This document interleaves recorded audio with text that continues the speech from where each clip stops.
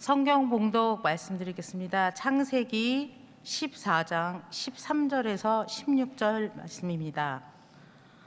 도망한 자가 와서 히브리 사람 아브람에게 알리니 그때의 아브람이 아모리 족속 마브레의 상수리 숲을 근처에 거주하였더라. 마브레는 에스골의 형제요 또 아넬의 형제라. 이들은 아브람과 동맹한 사람들이더라. 아브람이 그의 조카가 사로잡혔음을 듣고 집에서 길리고 훈련한 자 318명을 거느리고 단까지 쫓아가서 그와 그의 가신들이 나뉘어 밤에 그들을 쳐부수고 다메섹 왼편 호바까지 쫓아가 모든 빼앗겼던 재물과 자기의 조카 롯과 그의 재물과 또 부녀와 친척을 다 찾아왔더라. 아멘. 잠시 제 이야기를 말씀드리면 저는 얼마 전에 아기가 태어났습니다. 아기가 태어나면서 병원에서 가장 먼저 확인해 주는 것이요, 아기의 손가락과 발가락이 다 정상적으로 있는지를 확인시켜 주더라고요. 그래서 제가 아기를 안고 확인할 때 깜짝 놀란 것이요, 아기의 배에 탯줄이 달려있는 모습을 보고 깜짝 놀라게 되었습니다. 영화나 드라마에서 보면 아기의 배꼽이 깨끗이 완성되어 나오는 장면만을 봤기 때문에 탯줄을 보고 얼마나 놀랐는지를 모릅니다. 또 아기 기저귀를 처음 갈아줄 때요, 냄새에 깜짝 놀라게 되었습니다. 분명 아기 기저귀 냄새는 얼마 안 난다고 했는데 막상 맡아보니까 장난 아닌 거죠. 또 아기가 울기 시작하면요, 마치 시험을 보는 것과 같습니다. 아기는 말을 못하기 때문에 천장이 떠나가라 울어댑니다. 그때마다 드는 생각이요, 아기가 저한테 이렇게 말하는 것 같습니다. 아빠, 내가 뭐가 불편한지 빨리 맞춰봐. 그렇게 아기의 울음소리는요, 저에게 빨리 답을 찾아야 하는 시험과 같습니다. 빨리 답을 찾지 못하면 아기는 끊임없이 울어댑니다. 이렇게 아이를 키워보니까요, 지금 당장 아이가 주는 기쁨보다는 부모님이 희생하지 않고는 절대로 아이를 키울 수가 없었겠구나라는 것을 깨닫게 됩니다. 여기에 계신 많은 성도님들께서도 아이를 키운 경험이 있으실 것이고, 또 우리의 부모님들이 성도님들과 저를 이렇게 힘들게 키우셨는데요, 왜 세상의 부모님들은 이 어렵고 귀찮고 힘이 많이 들어가는 육아를 하는 것일까요? 왜 자신을 희생하며 아이를 양육할까요? 그 이유는 바로 사랑하기 때문입니다.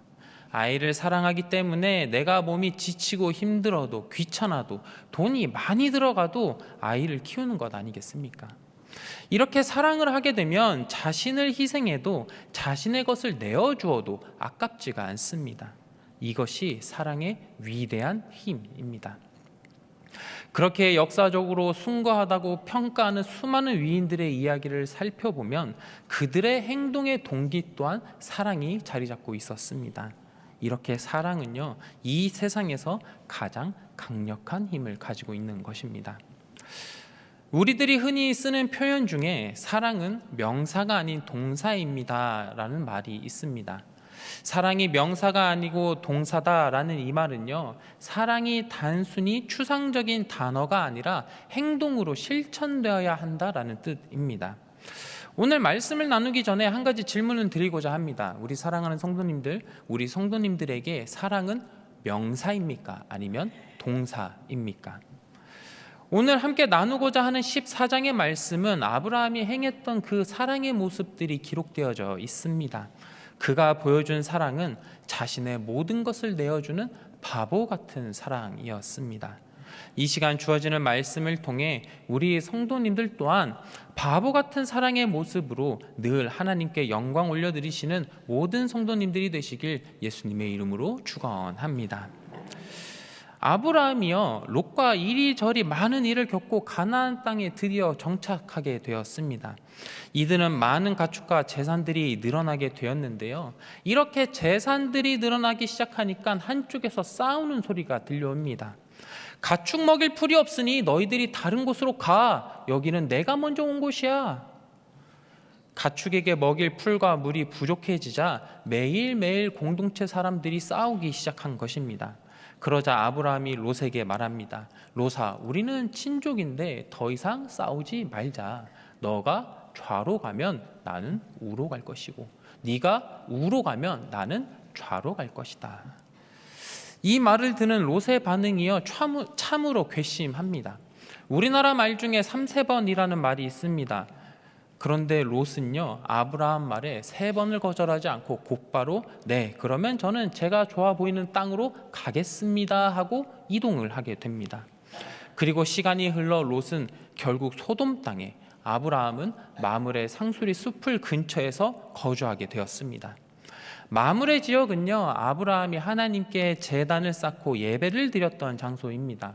이곳이 어찌나 평온한지요 아브라함의 목자들은 더 이상 싸우지 않아도 되었고 그가 데리고 있던 가축들도 한가로이 풀을 뜯으며 기분 좋은 바람을 맞고 있었습니다. 아브라함이 평안하게 지내고 있을 이 무렵 소돔에는 한 가지 사건이 일어나게 됩니다. 오늘 우리가 읽은 말씀 앞부분에 그 사건에 대해서 기록이 되어져 있는데요. 1절의 말씀부터 쭉 이렇게 읽어가다 보면 여러 나라들이 등장하게 됩니다. 이 나라들이 복잡하고 얽혀있는 상태이기 때문에 우리들은 딱 하나의 나라만 기억하시면 됩니다. 그 나라의 이름이 엘람이고 그 나라의 왕 이름은 고돌 라오멜입니다. 이 엘람이라는 나라는요 이 당시 굉장히 강한 나라였습니다. 그래서 주변의 나라들이 12년 동안이나 엘람에게 조공을 바쳤습니다. 그런데 13년째 되는 해에요 주변의 나라들이 이렇게 생각을 했습니다.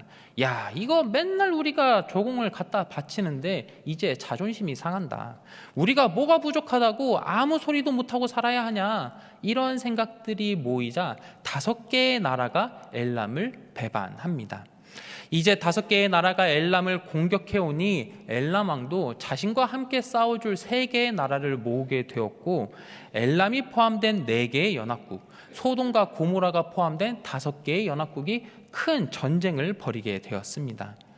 이 전쟁은 사소한 거리의 패싸움 정도가 아니라 지역 패권을 걸고 싸우는 대규모 전쟁이었습니다. 이 9개의 나라들은 정말 치열하게 싸웠고 결국 이 전쟁은 엘람 왕이 속한 4개의 연합국이 승리하게 되었습니다. 전쟁이 끝나고 나니 이 전쟁의 결과가 얼마나 참혹했는지 모릅니다. 수많은 사람들이 목숨을 잃었고요. 이곳저곳에서 슬픔의 울음소리가 터져 나왔습니다. 게다가 승리한 4개의 나라는요 더 나아가 패배한 나라들에 쳐들어가 돈이 될 만한 모든 재물과 양식을 약탈해 갔고 또 사람들을 노예로 쓰기 위해 붙잡아 갔습니다. 이런 상황이 펼쳐지다 보니 소돔에 살고 있던 롯도 그 재앙에 끼치기 시작했습니다. 12절의 말씀인데요 12절의 말씀을 함께 읽도록 하겠습니다. 시작. 소돔에 거주하는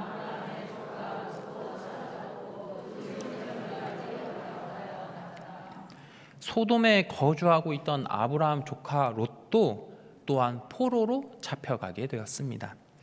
전쟁이 일어나기 전만 하더라도 롯은요 많은 재산을 불리고 소돔에서 잘 정착한 성공한 이민자였습니다. 그런데 하루아침에 모든 재산을 빼앗겼고요. 자신이 사랑하는 아내, 자녀들, 이제 막 친해진 이웃들 모두가 포로로 끌려가게 된 것입니다.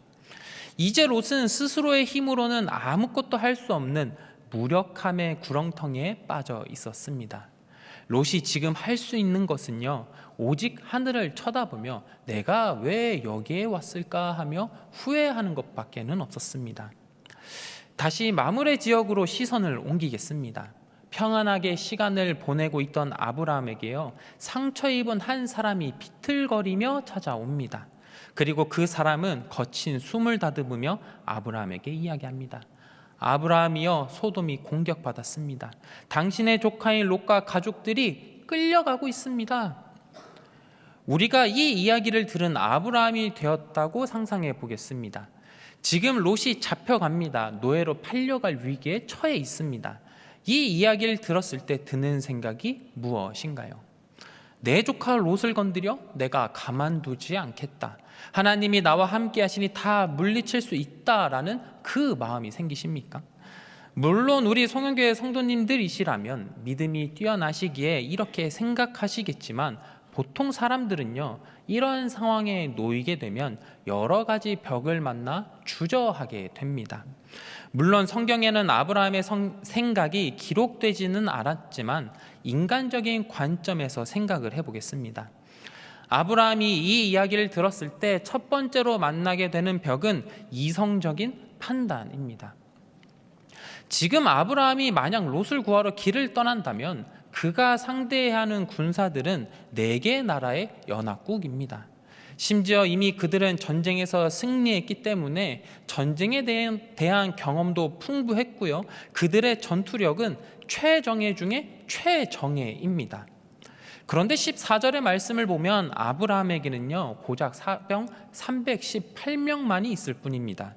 개인이 사병을 가지고 있었던 것만으로도 대단한 일이었지만 전쟁을 승리했던 최정예 군사들 앞에서는 한낱 먼지와 같은 존재들일 뿐입니다. 도와주러 가봐야 몰살당할 것이 뻔한 상황이기에 이성적인 판단을 하면요, 도와주러 가지 않는 것이 당연한 일입니다. 두 번째로 다가오는 벽은 괘씸함입니다. 아브라함과 롯이 헤어질 때를 떠올려 보겠습니다. 아까도 말씀드렸지만 아브라함과 롯의 목자들에게 다툼이 일어났을 때 아브라함은 롯에게 좋은 땅으로 먼저 가라라고 이야기했습니다. 이때 롯은 어떻게 했나요? 삼촌, 다툼이 일어나서 죄송합니다. 삼촌이 더 좋은 땅을 선택하시면 제가 나머지 땅으로 갈게요 라고 이야기하지 않았습니다. 롯은 그렇게 하지 아니하고 곡장, 자기가 좋아 보이는 땅으로 낼름 선택해서 길을 떠났습니다. 우리가 아브라함이었다면 이 롯이 얼마나 괘씸합니까? 그런 조카가 어려움을 당하고 있으니 도와달라고 하면 선뜻 도와주겠다라는 마음이 생깁니까? 오히려 나 배신하고 가더니 너 망할 줄 알았다며 통쾌해하지 않겠습니까? 세 번째로 다가오는 벽은 손해보기 싫은 마음입니다. 다시 14절의 말씀을 보면 지금 아브라함에게는요, 길리운 군사가 318명이 있었습니다. 여기서 길리웠다라는 말은요, 아브라함의 혈육을 이야기하는 것이 아닙니다. 아브라함은 유목 생활을 했기에 이곳저곳을 돌아다니며 공동체를 이루지 못하는 사람, 싸움을 좀 배웠다 하는 사람들을 받아들이고 같이 생활하며 길리운 사람들입니다. 개인이 318명의 군사들을 길리우려면 보통 일이 아닙니다. 오늘날 우리가 밥 한 끼 먹으려면 10,000원 정도 들잖아요. 그럼 이 군사들을 새끼를 다 먹이기만 하면 하루에 숨만 쉬어도 1,000,000원씩 지출이 되게 됩니다. 이렇게 군사들을 길리우기 위해서는요, 많은 재정과 물자들이 필요하고요, 또 훈련시키기 위해서 여러 가지 노력들이 필요합니다. 그런데 전쟁에 참여하게 되면 참여하는 그 순간 반드시 죽는 병사들도 생기고요, 또 영구적인 장애가 남는 부상병들도 생기게 됩니다.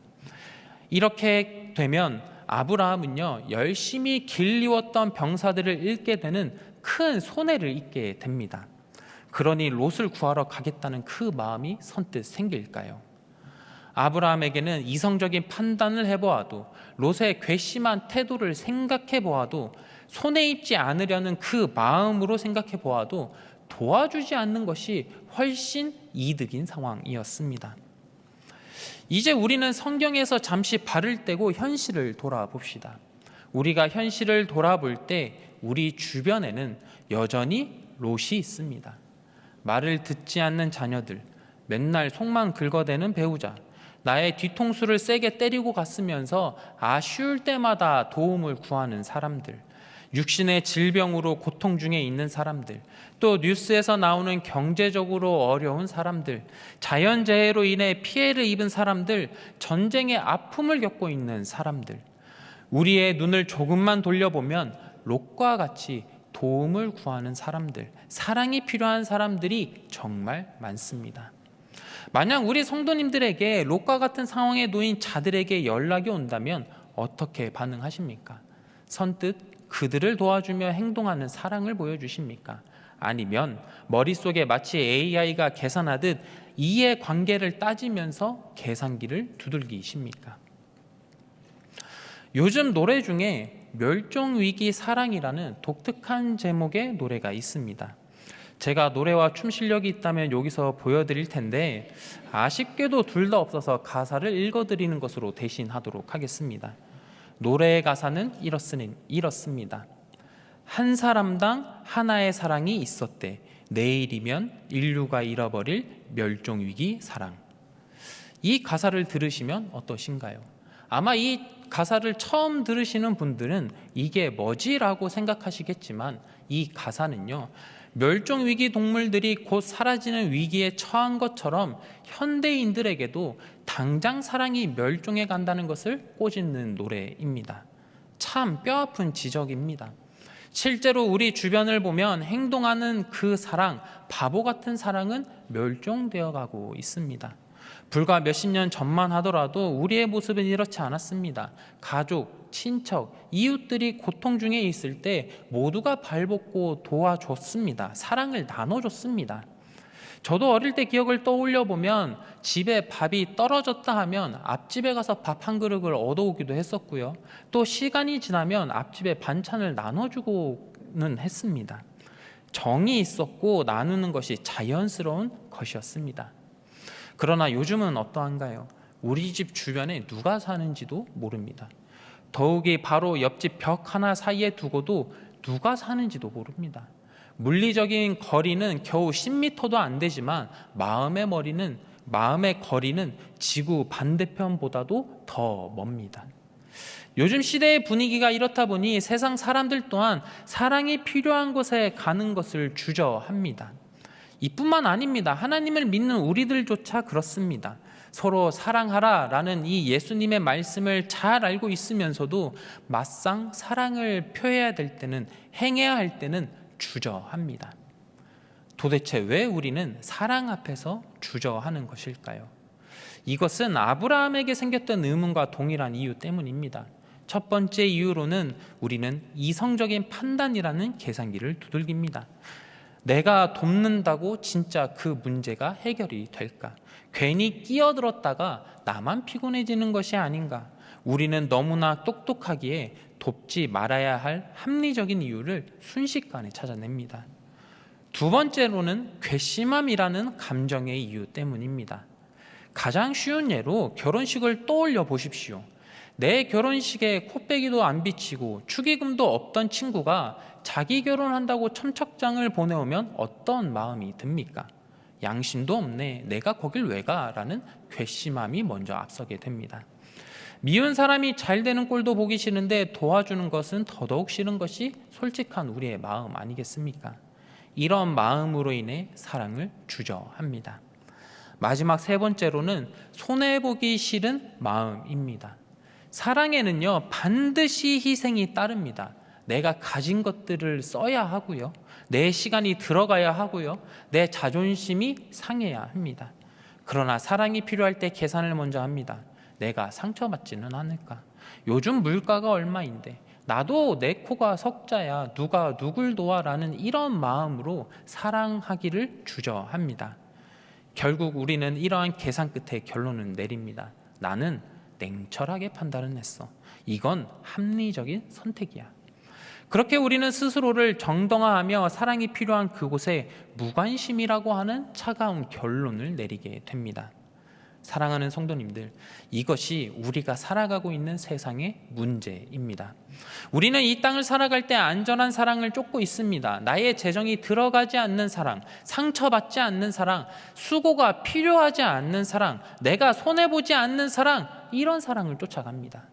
하지만 분명히 말씀드리는 것은 자신을 희생하지 않는 것, 자신의 것을 나누지 않는 사랑은 없습니다. 그것은 그저 말로만 외칠 뿐이며 진짜 사랑이 아닙니다. 사랑은요, 본질적으로 내 시간을 나누는 것이고요, 내 자존심을 꺾는 것이고요, 나의 것을 나누는 것이 사랑입니다. 그러나 우리들은 점점 더 똑똑해지고 풍요로운 삶을 누리고 있지만 우리의 사회와 가정과 교회는 점점 더 삭막해지고 있습니다. 그 이유가 무엇입니까?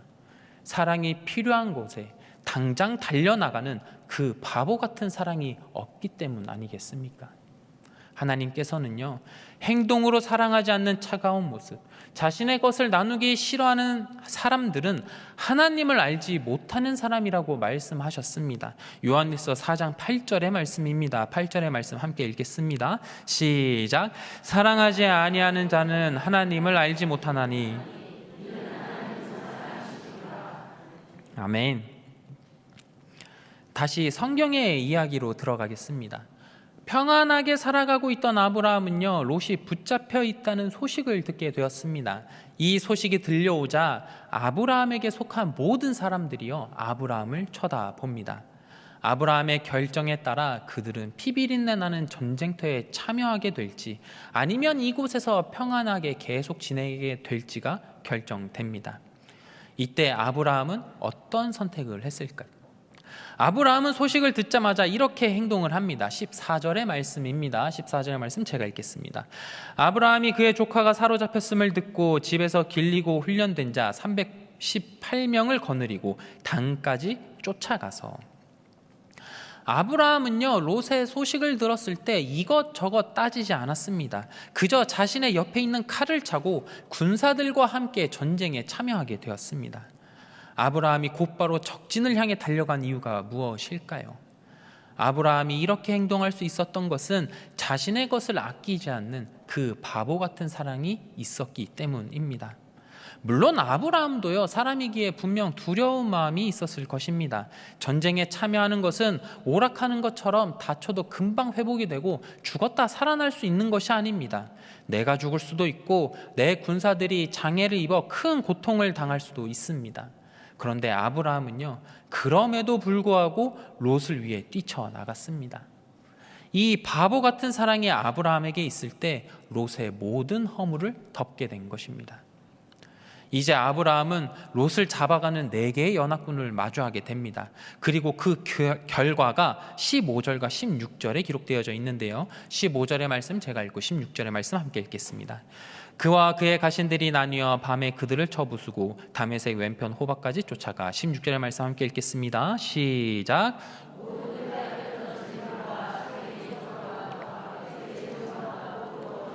친척을 다 찾아왔더라. 짙은 어둠이 깔려있던 그 밤, 아브라함과 군사들은 기습작전을 펼쳤고 그 결과 롯의 재물과 온 가족들을 모두 찾아오게 되었습니다. 여기서 아브라함이 승리한 것은 그의 능력이었을까요? 아브라함이 승리한 것은 그의 군사들의 싸움을 잘했기 때문이었을까요? 아닙니다. 아브라함이 이렇게 승리할 수 있었던 까닭은요, 하나님의 역사하심이 함께 했기 때문입니다. 아브라함이 바보 같은 사랑을 행동으로 나타내자 하나님께서는요, 고작 300명의 기습소리를 수만 명의 기습소리로 바꿔주셨습니다. 아브라함의 칼이 적들에게 닿지 않았지만 그가 돌격 앞으로를 외칠 때 이미 적들의 마음은 무너져 내렸습니다. 인간의 능력으로는 패배가 확정적이었지만 하나님의 은혜가 임하게 되자 아브라함은 승리했고 롯을 되찾아오게 된 것입니다. 이 사건을 통해 우리가 깨닫게 되는 것은요, 아브라함이 사랑을 가지고 행동할 때 하나님께서는 은혜를 부어주셨다라는 것입니다. 그렇습니다. 사랑의 행동과 하나님의 은혜가 임하게 될 때 그 순간 롯이 구원케 되는 역사가 일어나게 됩니다. 오늘 말씀을 통해 주시는 하나님의 은혜에 대해서 다시금 생각해 보기를 원합니다. 아브라함이 참여했던 이 전쟁은요, 그가 가진 모든 것을 걸고 참여하는 전쟁이었습니다. 그러나 아브라함은요, 자신의 것을 아까워하지 않고 그 위험한 곳에 달려갑니다. 아브라함이 보여주고 있는 이 사랑은 이성적이지 않습니다. 논리적인 것이 아닙니다. 그저 바보 같은 사랑입니다. 그런데 성도님들, 이 아브라함의 바보 같은 사랑은요, 예수님의 그 사랑과도 닮아 있습니다. 우리도 롯과 같이 죄악 가운데 끌려가는 인생이었고 결코 하나님과 함께 살아갈 수 없는 존재들이었습니다. 하지만 예수님께서는요, 이 세상 모든 것을 부리시는 권세가 있으심에도 불구하고 우리의 죄를 대신하여 십자가에 매달리셨습니다. 그리고 그 십자가의 사랑으로 인해 우리는 오직 믿음으로 말미암아 구원받는 삶을 살아갈 수 있게 되었습니다. 만약 예수님께서도 계산기를 두들기며 사랑하셨다면 결코 우리는 이 놀라운 은혜를 체험하지 못했을 것입니다. 아브라함의 바보 같은 사랑이 롯을 구한 것처럼 예수님의 그 사랑으로 말미암아 우리는 구원받게 되었습니다. 그렇기에 우리는 예수님의 사랑에 빚지며 살아가는 인생입니다. 사랑하는 성도님들, 오늘날 하나님께서는 이 말씀을 통해 우리에게 질문하십니다. 너희도 바보 같은 사랑으로 형제를 구하겠느냐? 우리 주변을 한번 둘러보면요, 우리의 곁에는 아직도 많은 롯들이 존재합니다. 복음을 모른 채로 죽어가는 영혼들, 경제적인 어려움으로 신음하는 이웃들, 사랑과 관심이 필요한 모건 식구들, 이렇게 많은 롯들이 있지만 그들을 도와주기 전에 우리는 여전히 계산기를 두들기고 있지는 않으십니까? 하나님, 제가 저 사람과 이야기를 나누면 힘이 듭니다. 저 사람은 자기가 잘못하다가 망한 건데 제가 왜 도와야 합니까? 제 코가 석자입니다. 오늘 이 시간 우리의 마음속에 여전히 계산기가 돌아가고 있다면 오늘 말씀을 통해 그 계산기를 내려놓으시기를 소망합니다. 아까도 말씀드렸지만 만약 예수님이 그 바보 같은 사랑을 우리에게 보여주시지 않으셨다면 우리는 영원히 멸망했습니다. 이처럼 사랑은요, 희생을 무릅쓰고 행동으로 나타나야 합니다. 내가 가지고 있는 것들, 나의 평안, 나의 자존심을 내려놓는 것, 그리고 사랑을 전하는 것이 예수님이 우리에게 보여주신 사랑이시며 우리가 진짜 쫓아가야 하는 사랑의 모습입니다. 그리고 그 사랑은 우리가 행동으로 나타낼 때 하나님께서는 은혜를 더하여 주사 우리의 롯을 변화시키고 가정을 변화시키고 이 나라를 변화시켜 주실 줄로 믿습니다. 마지막으로 우리가 나타내야 하는 그 사랑은 무엇이 있을까요? 우리가 나타낼 수 있는 사랑은 우리의 목숨을 바쳐 다른 사람들에게 나눠줘야 하는 것, 우리의 전 재산을 팔아 나눠야 하는 것, 하나님께서는 이런 거대한 것들을 원하시지 않으십니다. 요구하시지 않으십니다. 하나님께서 원하시는 바보 같은 사랑은요, 누군가에게 따뜻한 밥 한 끼를 먹일 수 있는 물질일 수도 있고, 또 누군가에게는요, 자신의 이야기를 들어줄 수 있는 30분의 시간일 수도 있습니다. 혹은 누군가를 위해 간절히 기도하는 기도의 무릎일 수도 있습니다. 세상의 거대한 문제 앞에서 이러한 사랑의 모습들이 자그만해 보일지라도 그 바보 같은 사랑을 행하시는 우리 성도님들이 되시길 소망합니다. 우리 성도님들의 전화 한 통에, 작은 도움의 손길을 통해, 기도하는 그 무릎을 통해 하나님께서는 은혜를 부어주실 것이고, 그 은혜를 통해 롯이 구원케 된 것처럼 우리의 주변의 롯 또한 하늘의 능력을 덧입게 되어질 줄로 믿습니다. 이제 말씀을 마무리하고자 합니다. 사랑하는 성도님들, 아브라함은요, 롯이 위험하다는 소식을 듣자마자 그의 계산기를 던져버리고 뛰쳐나갔습니다. 비록 롯이 괘씸하고 내가 잊게 되는 손해가 컸지만 그럼에도 불구하고 그를 구하기 위해 바보 같은 사랑으로 길을 나섭니다. 그리고 그 결과 롯과 가족들은 모두 안전하게 돌아오게 되었습니다. 그렇습니다. 하나님께서는요, 바보 같은 사랑을 행하는 자에게 결코 빈손으로 돌아오게 하지 않으십니다. 예수님이 십자가에서 모든 것을 이루신 것처럼 보였으나 하나님은 그를 지극히 높여 모든 이름 위에 뛰어난 이름을 주셨습니다. 그렇게 사랑하는 성도님들, 세상 앞에 두려워하지 않으시기를 소망합니다. 성도님들께서 누군가를 살리기 위해 힘을 다하고 마음을 다하고 손해를 감수하고 낮아질 때 세상 사람들은 바보 같다고 이야기할지 모르나 하나님께서는 그 바보 같은 사랑을 보시고 사랑하는 내 자녀로 우리를 불러주실 줄로 믿습니다. 이 말씀을 꼭 기억하셔서 우리 주변 롯을 구하기 위해 세상 속으로, 사랑이 필요한 곳으로 담대히 나가시는 우리 모든 성도님들 되시길 예수님의 이름으로 축원합니다. 기도하겠습니다.